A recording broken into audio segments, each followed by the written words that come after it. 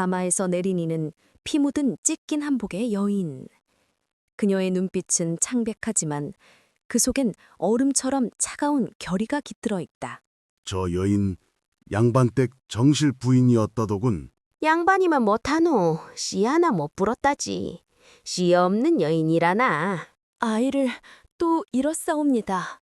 며느라, 세 번째 유산이라니 하늘도 너를 버렸구나. 대부인마님, 무자란 칠거지약 중 첫째라 하지 않사옵니까? 제발 단 한 번만 더 기회를. 족보에서 그 이름을 지워라. 이 가문에 그런 며느리는 없었느니라. 들어가거라. 이젠 너도 우리 같은 물건일 뿐이다. 물건? 그렇사옵니다. 한때는 사람이었으나 이제는 물건이 되었구려. 문화, 장사란 신용이 앞서되 숫자 없이는 그 신용도 무너지느니라. 이 장부 평양 인삼 가격이 중복 기입돼 있어옵니다. 역시 내 딸이다. 천금을 헤아릴 눈이로구나. 조선 영조 8년 씨 하나 못 부렸다는 죄로 버림받은 한 여인. 그러나 그녀의 이름은 훗날 조선 최대의 산당으로 기록되었으니 심대감의 가문은 대대로 문과 급제자를 배출한 남인 계열 명문가. 정실 부인 문희는 예안 이 씨의 딸로 어려서부터 장부, 예법, 경제 감각까지 겸비한 인무였다. 어머님 입맛에 맞으실지 모르오나 그런 거 말고 네 몸부터 고쳐라. 7년이 지났어도 허탕이니. 대감마님, 첩의 소생이라도 장손에 올려야 합니다. 이대로는 종묘사직이 무너지옵니다. 정실이 무자라면 더 이상 쓸모 없소이다. 기혈이 상해 다시는 잉태가 어렵소이다. 귀가 도중 젖을 물리는 행상 여인을 바라보며 저렇게 안기만 할 수 있다면 저품이 그립소이다. 무려 7년이오이다 대감. 정실 부인이 후사 하나 없이 살았으니 족보가 텅 비어 있어옵니다. 이대로 두면 가문이 조롱거리가 되겠사옵니다. 첩의 소생이라도 장손으로 올리는 것이 마땅하옵니다. 나는 이미 마음을 정하였소. 이 족보에서 전연의 이름을 지워주겠소이다. 이리도 조용히 정하신 결정을 소첩은 이제야 듣게 되었사옵니다. 죄인이라 하시니 무슨 죄인지 직접 여쭙고자 하옵니다. 문희, 너는 내 장자의 정실이었다. 허나 7년을 지나도록 구사를 잊지 못하였으니 종묘사직의 크나큰 누가 되었다.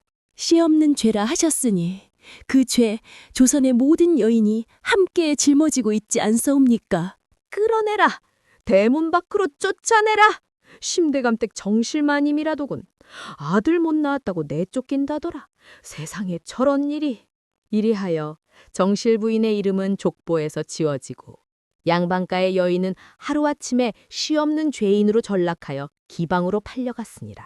고운 손으로 술상 차리고 바닥 쓸 일이 생길 줄 알았겠소? 그래도 양반댁 정실이던 분이었는데 몸은 더럽혀질지언정 혼은 제 손에 있어옵니다. 고운 말버릇은 아직도 남았구려. 술치중 손님 안 받겠다면 마루니 부엌이니 허드렛 일이나 하시지. 며칠이 흐른다. 문희는 기방의 허드렛 일을 묵묵히 하며 지낸다. 손엔 피 닦지가 않고 발엔 물집이 터진다. 그러나 그녀의 눈빛은 사그라지지 않는다. 어느 날 기방을 찾은 상단의 대행수가 강주모와 거래를 나눈다. 그들이 펴든 지도엔 평양, 개성, 전주를 잇는 유통선이 그려져 있다. 이 지도, 친정 예안 이씨 상단의 배포 경로와 일치하다. 밤, 마루닛 은밀한 공간에서 문희는 붓과 종이로 지도를 베껴 그린다. 기억과 계산을 더해 사라졌던 정보망을 복원해낸다. 기억하라. 아버지께서 가르쳐 주셨듯 정보는 칼보다 날카롭고 기록은 권세보다 오래가니. 기방장부의 외상 목록을 유심히 지켜보던 문희는 주모를 찾아간다. 이 기방, 외상으로 세는 은자가 적지 않사옵니다. 계산서를 다시 작성해 보았사온데 그녀가 내민 종이엔 주 단위 수입 지출 분석과 외상 손실액이 정리되어 있다. 네가 이걸 했다고? 소녀는 어려서부터 주판과 장부를 익혀왔사옵니다.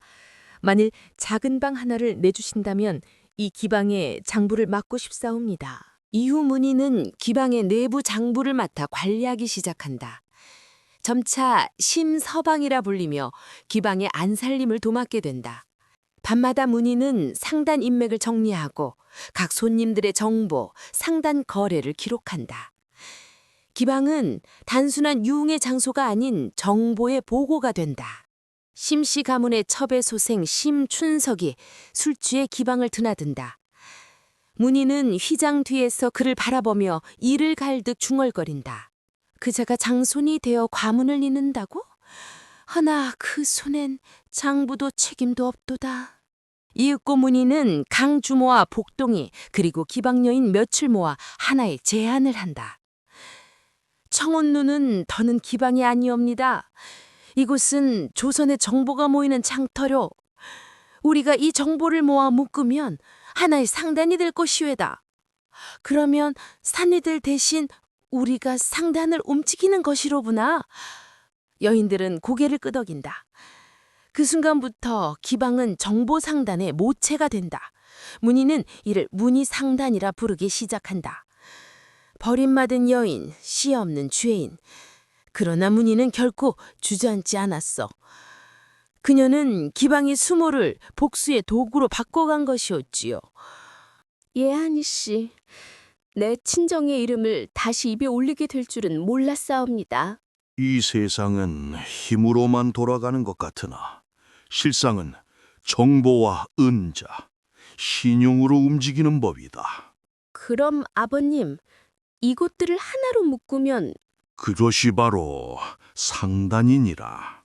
마님, 아니, 문희님, 이번 겨울 평양 은실이 끊겼다는 소문이 도성에 퍼졌사옵니다.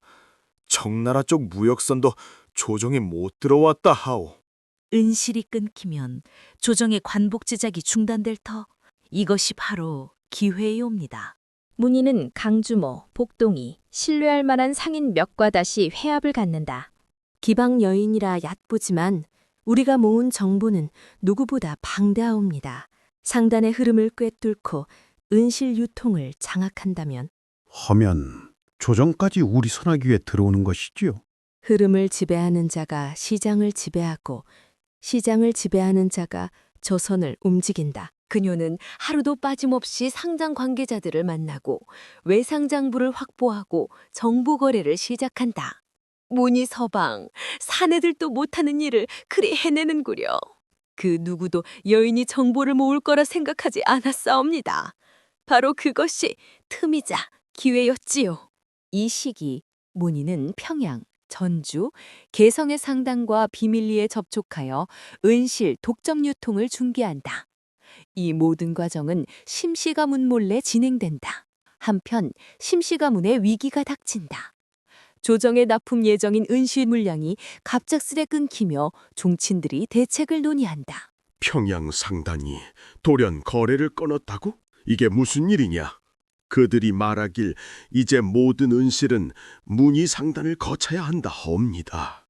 문희 상단이라. 심씨 가문은 당혹감에 휩싸인다. 이제 그들은 자신들이 버린 정실 부인이 조선을 움직이는 상단의 주인을 되었음을 알지 못한 채 절박해져 간다. 씨를 못 부린 여인이라 내쳤던 그녀가 조선 팔도의 물자와 정보, 사람의 흐름을 틀어준 상단주가 되었으니 이것이 어찌 통쾌한 반전이 아니겠소. 이듬해 봄, 한성 도심, 심씨 가문의 대문 앞, 검은 장옷을 두른 여인이 화려한 마차에서 내린다. 마차엔 문이 상된 휘창이 걸려 있다. 저 여인 심대감 댁에서 쫓겨난 그 정실마님이 아니더냐? 그 마님이 상단의 주인이라니? 대감마님, 문희 상단의 주인께서 도착하셨사옵니다. 문희 상단? 혹 그 문희가 대감, 오랜만에 뵙사옵니다. 저는 이제 신문의 이름을 버리고 문의로 살아가고 있사옵니다. 정녕, 그대가 그 문이란 말이더냐? 이는 조정과 맺은 독점 유통 계약서이옵니다. 조정이 사용할 은실, 비단 모두 저를 통해야 하옵니다. 사내의 씨가 가문을 잇는다면 여인의 씨는 세상을 바꾸옵니다. 내가 가진 것은 은자가 아니었고 기억이옵니다. 그대들이 저를 기방에 팔던 그 문서를 조정과 사원부에 이미 넘겨두었사옵니다. 저와 계약을 하기 위해서는 3가지 조건에 동의하여 주셔야 하옵니다. 첫째, 족보에서 지운 제 이름을 다시 올릴 것. 둘째, 첩의 소생을 장손 자리에서 내릴 것. 셋째, 대부인께서 공개 사과하실 것. 씨 없는 여인이 아니라 씨를 알아보지 못한 가문이 잘못되었음을. 문희야, 잘못하였다. 허나 저는 돌아가지 않겠사옵니다. 이미 죽은 신문은 없고 살아남은 문희만 있사옵니다. 문이야, 미안하였소. 미안하오. 그녀는 정실로 돌아오지 않았으나 심씨 가문을 무릎 꿇게 했으니 이보다 더 통쾌한 복수가 어디 있겠소. 한 달 후 이 비녀를 다시 돌려받을 줄 알았더니 네가 진정 버리고 간 것이로구나. 우리가 내친 건 아이 하나 품지 못한 여인이 아니라 가문을 일으킬 수 있었던 진짜 기둥이었구나. 2배 값 그조차도 싸게 치른 셈이로다.